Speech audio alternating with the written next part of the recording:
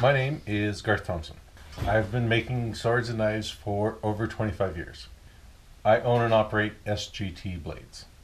I started making knives because I wanted a ramble knife and I couldn't afford a good one. So a buddy brought me a saw blade with saw teeth on the back and said, "Here you go, make a knife." And I did, and promptly broke it 15 minutes after I finished it. And then I was hooked trying to make a better knife. That was 26 years ago.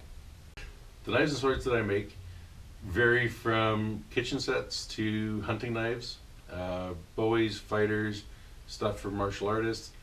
It seems to go in cycles. Some years there's more hunting knives, other years there's more kitchen sets, but I literally do everything that's sharp and pointy. One of my all-time favorite knife designs is the simple Skeen Do from Scotland. Spear point, small. It's my all-time favorite. People buy my knives to use. They don't buy them to hang on the wall. They don't buy them to put on display. They buy them because they want a superior performing knife. Most knife makers do either stock removal or forging.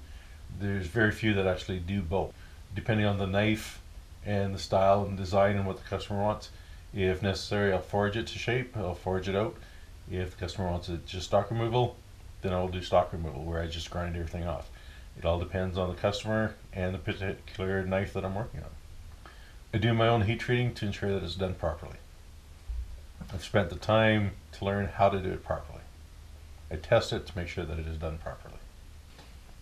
I do my own leather work. I do make my own sheaths for the knives and the swords.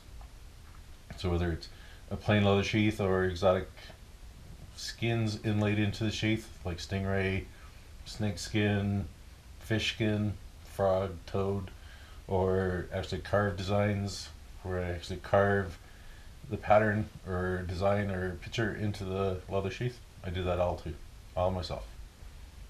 It's a passion. My passion is creating knives and swords. I can talk about knives and swords until everybody else's eyes roll back in their heads and they drool.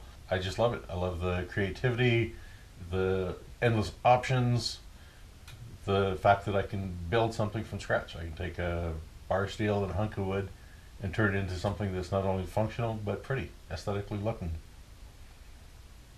That's why I do it. I used to sketch, I used to draw, and somebody asked me why I quit, because now I work with, instead of pencil and paper, now I work with steel and wood.